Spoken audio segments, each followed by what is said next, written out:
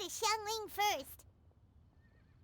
That would make sense since we are heading to Shangling's place, right? Ooh, Huh? Xiangli? What a pleasant surprise meeting you here. yes, it's definitely not something the developers, planned. Oh, why the pleasure is all mine, as is the surprise, surely. Oh god, I haven't heard this voice in forever. It must be fate that brings us together in this place. How have you fared as of late? Um, things have been going all right. If you count Scaramouche getting his, name. Oh wait, now he's not Scaramouche anymore. He's Ryose in my world.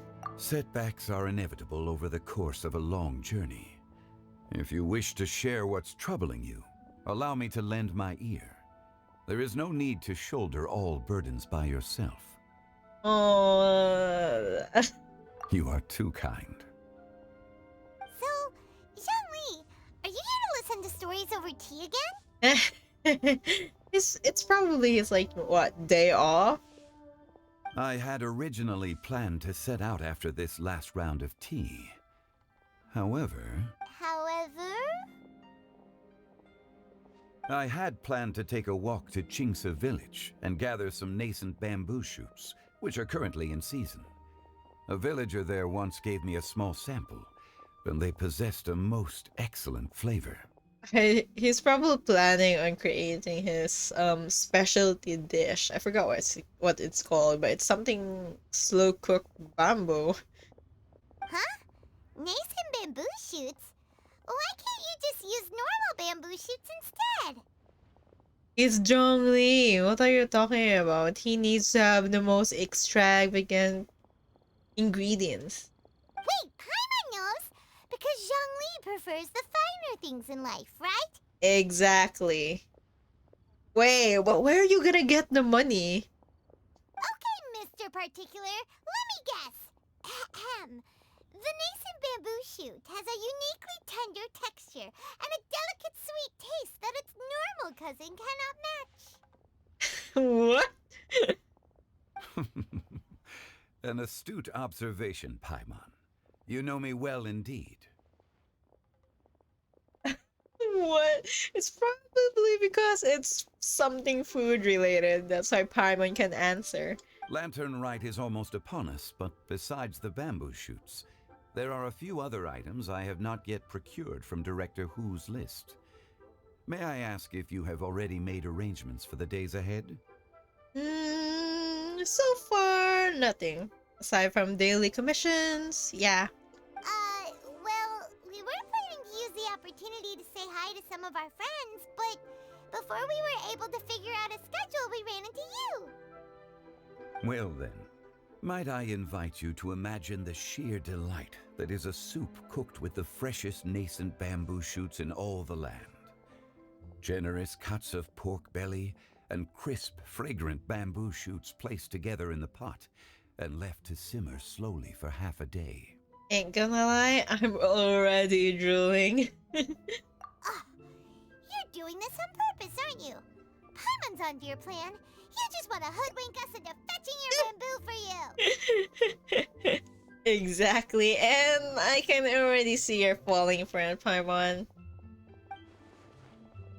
Hmm? Why, I assure you, I would do no such thing.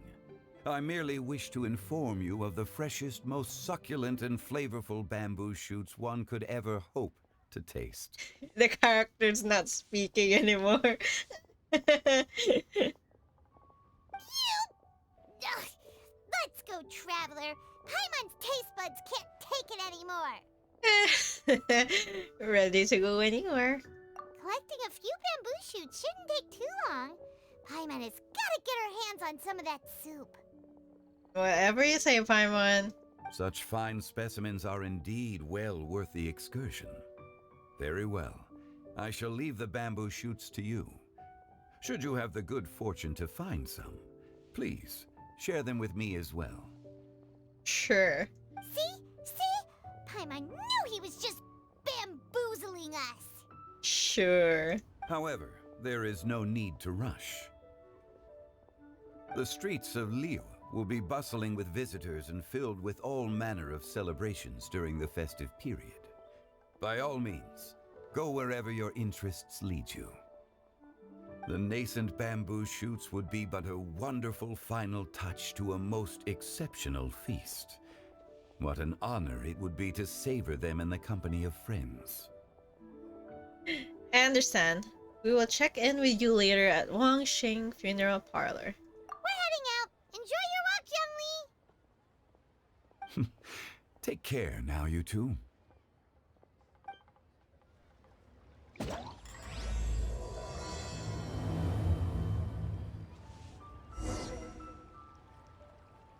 Does he have like additional dialogues? As for Director Who's list, I shall attend to it after one last round of tea.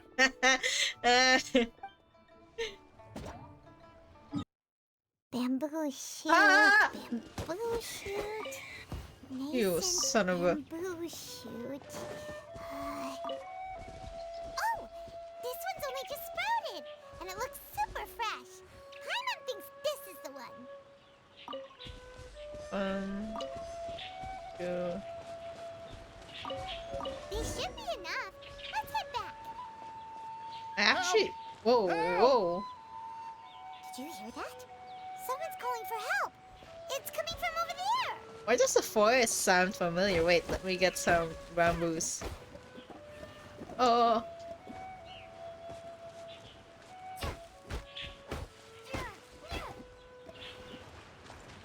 What's wrong with him?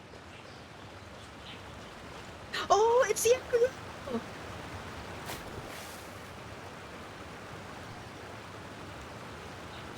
Are you okay? Did any water go down the wrong pipe? Fontaine? I think I'm okay now. Thank you so much. Who is he? That was scary. Well, at least you're all right. All thanks to your savior here. Oh, a little girl? Greetings, everyone. My name is Yao Yao. It's a pleasure to make your acquaintance. Whoa, she's so well-mannered. My name's Paimon, and this is the Traveler. Greetings. I'm Dvorak, a musician from Fontaine.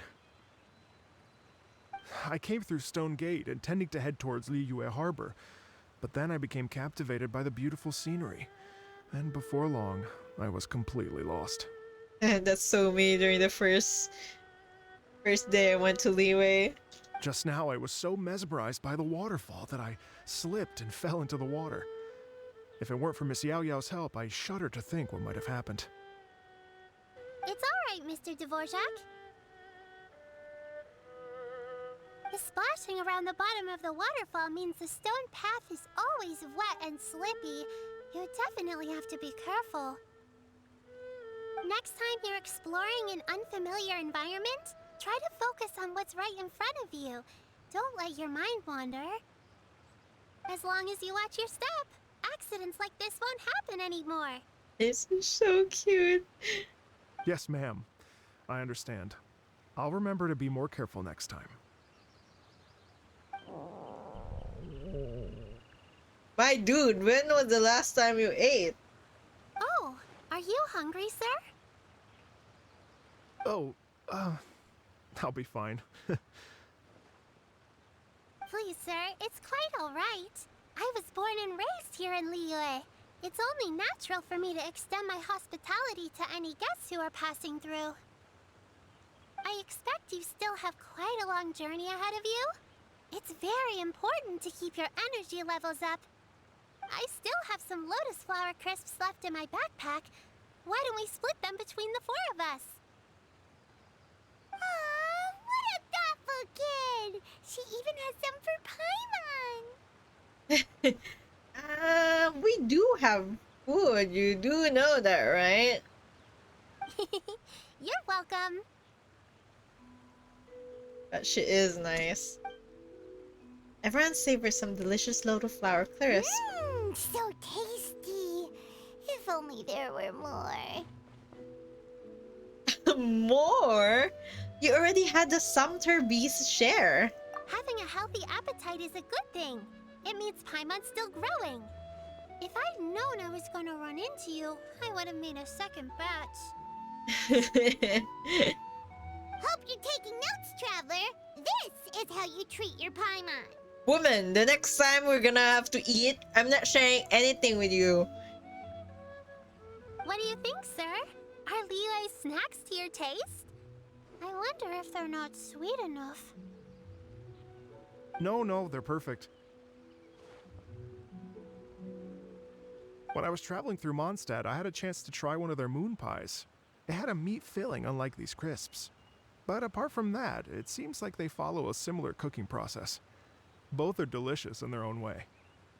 As for Fontaine's cooking, though, it's been a long time since I've had a taste of home. Sounds like you spend a lot of time on the road, huh? I do. It's part of my job. I'm one of the main organizers of the Iridescence Tour. Oh! The Iridescence Tour. It's, if I remember correctly, it's the one that Shinyan was supposed to attend during the Inazuma event. I forgot what's that called. Iridescence tour? That sounds somewhat familiar.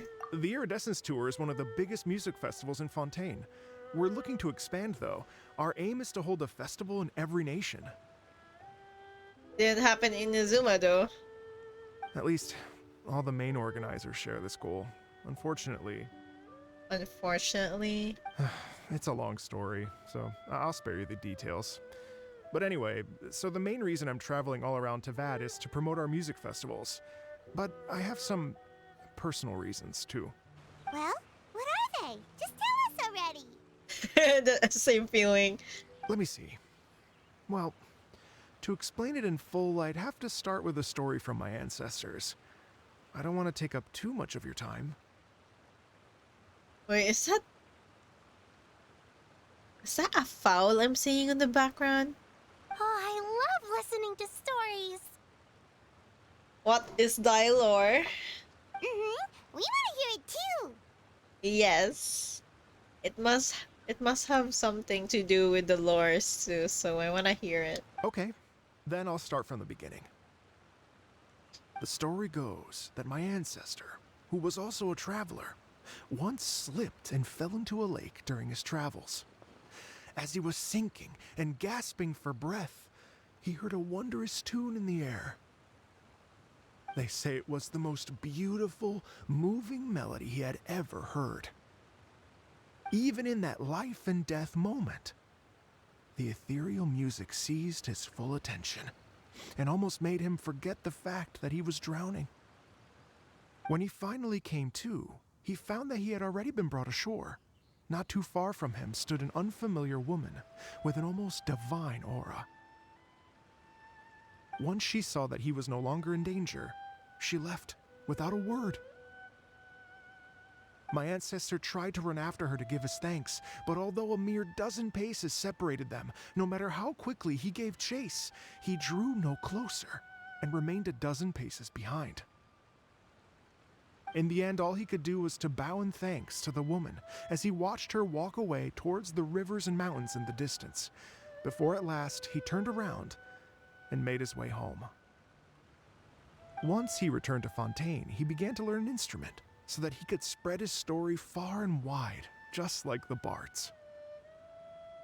After generations of retelling, embellishing, and dramatizing, people have come to think of that lady as something like a fairy.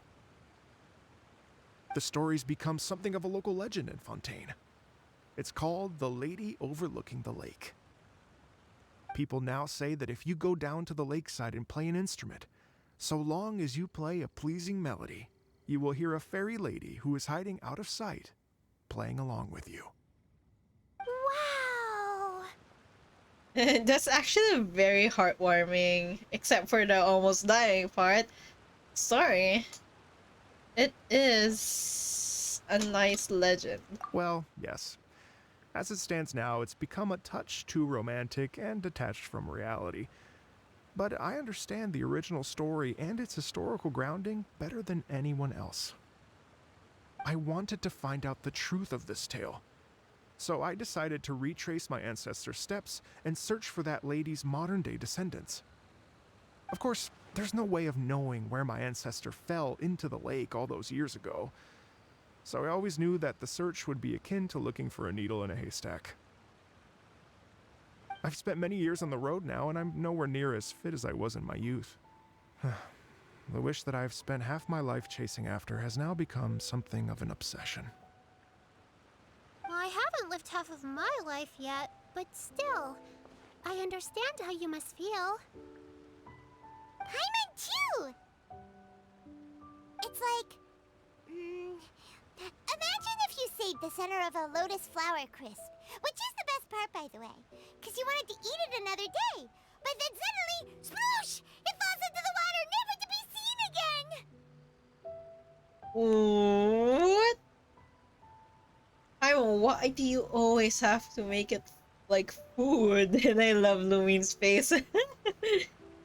Paimon would definitely remember that for the rest of her life. There's no need to feel sorry for me. I've made some progress over the years. For example, I've concluded that the story must have taken place in Liyue. Oh, so you finally found a lead? Yes, in fact, that's an intriguing story in and of itself. I'd always known that Mondstadt is the city of song and freedom, but more recently, I heard that the Animal Archon returned to Mondstadt for a festival in the fall, and learned that he himself is a patron deity of music. So I prayed for the Animal Archon's guidance in the Mondstadt Cathedral, and as soon as I set foot back outside the front gate, I noticed a cluster of leaves being blown in the wind further and further west, towards Stone Gate. That's so venti. A friendly local told me that this meant the wind was guiding me in the direction of Liyue, so I followed their advice and made my way here. Then that settles it then. It was in Liyue. Right? You get it. I knew I'd find someone that agrees with me eventually. Venti tends to do that. Are you sure? It sounds a bit too much like one of those fake legends told by those treasure hoarder guys to scam gullible grannies from Jingsa Village. Oh no. Venti really does do that. Rex Lapis has returned to the world. Just give me some incense and a little more towards the travel fees, and I will pass your gift on to the Lord of Geo and ask him to keep you and your family safe and well. And so on and so on. Now that is a scam. Don't worry, Yao Yao. We have a lot of experience with deciphering omens and stuff. Yep. And anyway, you only got scammed if you handed over Mora, right? Actually, to express my gratitude, I did spend rather a lot of more on several bottles of fine wine, which I left at the Statues of the Seven along the way. Don't worry, Venti will get that. Oh dear. Well, how about this, ladies and gentlemen? Why don't I bring you all to Yujing Terrace to see Miss Ganyu? I don't know very many people, so I can't help you out much. But Miss Ganyu and the Qixing know just about everything. If you've been scammed, they'll help you get your Mora back. And if the wind was telling the truth, and you want to keep looking for that lady's family, they'll be the best people to ask. That does sound like a good idea. But you've already helped me so much. Well, I was gonna take some new medicinal herbs and plants I picked to Miss Ganyu anyway, so it's no trouble at all. You know what? It's been a minute since we saw Ganyu too. It should be nice to pay her a visit before Lantern, right? And then let's get moving. All right. Well, my sincere thanks to you all. I will never forget your kindness. Okay, everyone. Please follow me. I'll be your guide. Remember to watch where you're going, okay? Uh-oh. Paimon's out of a job.